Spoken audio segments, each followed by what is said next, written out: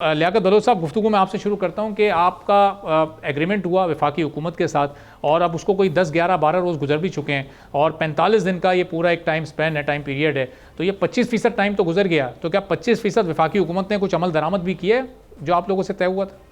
जी, बिस्मिल्लाहिर्रहमानिर्रहीम। बहुत शुक्रिया। देखें, हमने 14 दिन का धरना दिया और इसी अरसे में हुकूमती मुज़ाकराती टीम के साथ हमारे 5 राउंड हुए और वो मुआहदा तय पाया। अब उनमें से 11 दिन गुजर चुके हैं, 34 दिन बाकी हैं। बुनियादी तौर पर था कि भी IPPs के मामले पर जो टास्क फोर्स है वो 1 महीने में काम करेगी।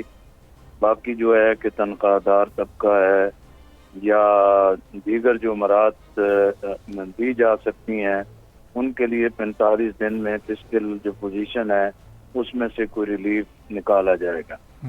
तो अब हम ये हुकूमत पर है, उनकी कोर्ट में है कि भी वो क्या करते हैं।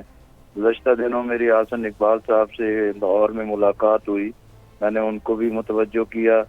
आज मोहसिन नकवी साहब वज़ीर दाखिला है, उनके साथ भी टेलीफोनिक रब्ता हुआ और यही हुआ कि भी आइंदा चंद दिनों में दोनों कमेटियां मिल बैठेंगी और इसका जायजा लेंगी।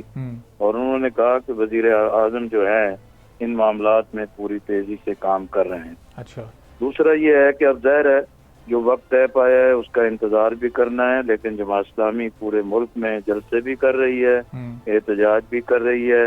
28 तारीख को ताजरों के साथ मिल के शटर डाउन हड़ताल की भी कॉल है। तो लियाकत साहब, ये जो पंजाब में जो ऐलान हुआ इस पर जमात इस्लामी है मुतमईन या ये तो सिर्फ अभी 2 माह के लिए मामला? अगर कहीं भी कोई रिलीफ मिलता है तो उस पे तो एक फितरी सी बात है कि भी उसकी तो कोई मुखालफत नहीं की जा सकती। लेकिन मसला ये है कि भी पंजाब हुकूमत ने 14 रुपए यूनिट जो है 45 अरब की इमदाद के साथ ये 2 माह के लिए तो एक रिलीफ दिया है। अब सिंध और KP और बलूचिस्तान अपने अखराजात में कहीं से कटौती करके लोगों को रिलीफ देने की बजाय इसको पंजाब के हवाले से चीजों को इस्तेमाल कर रहे हैं। तो लियाकत साहब, ये उतना ही रिलीफ है जो आपने मांगा था? जितना रिलीफ आपने मांगा था 14 रुपए फी यूनिट, क्या उतना ही रिलीफ है या आपकी डिमांड इससे ज्यादा थी?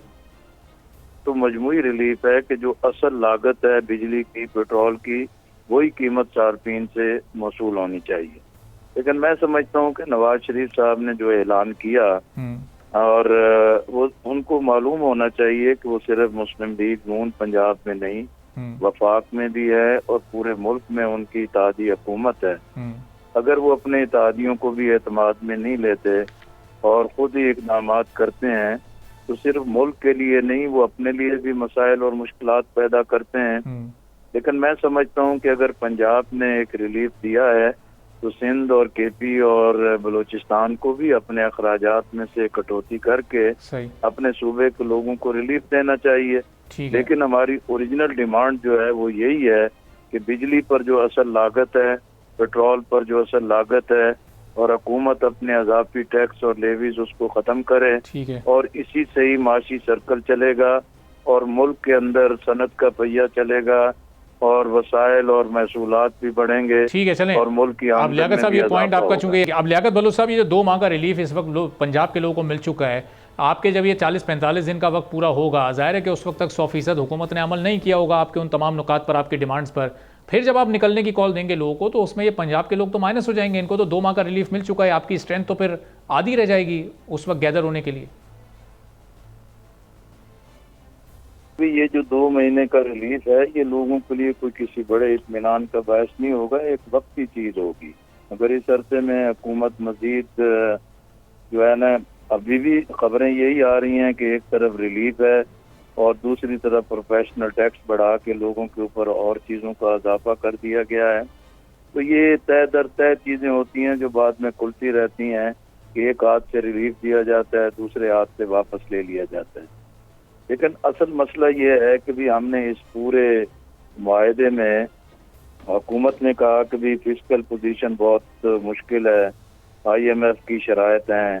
हमने उनके सामने रखा कि देखें IMF की शराइत में एक शर्त ये भी है कि IPPs के तमाम मामलात को आप रिविजिट करें और ऑडिटर जनरल ऑफ पाकिस्तान की रिपोर्ट भी है कि IPPs के मामलात पर नजरसानी की जाए।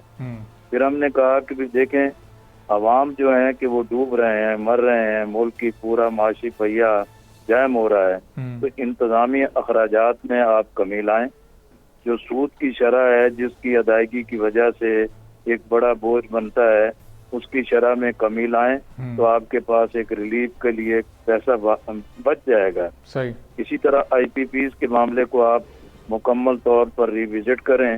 یہ تو ممکن نہیں ہو سکتا کہ بھی ایک مٹھی بھر طبقہ جو ہے کہ وہ تو ہر طریقے سے ریلیف حاصل کرتا رہے اور 25 کروڑ عوام اس سے براہ راست بری طرح متاثر ہوں. صحیح. اور اسی طرح ہم نے ان سے کہا کہ بالکل لیاقت صاحب، یہ جو پنجاب حکومت نے جو اعلان کیا اس میں آپ ان کی ایک مریم نواز صاحبہ چونکہ پہلی بار وزیر اعلیٰ بنی ہے، ایک پازیٹیو انٹینٹ آپ کو نظر آ رہی ہے عوامی مسائل حل کرنے کی، یا پھر اس کو آپ کو لگ رہا ہے کوئی کسی پولیٹیکل فائدے کے لیے یہ اناؤنسمنٹ کی گئی ہے اور یہ صرف یہ نمبرز کا ہیر پھیر ہے، اس میں کوئی فائدہ عوام کو نہیں ہونے جا رہا ہے؟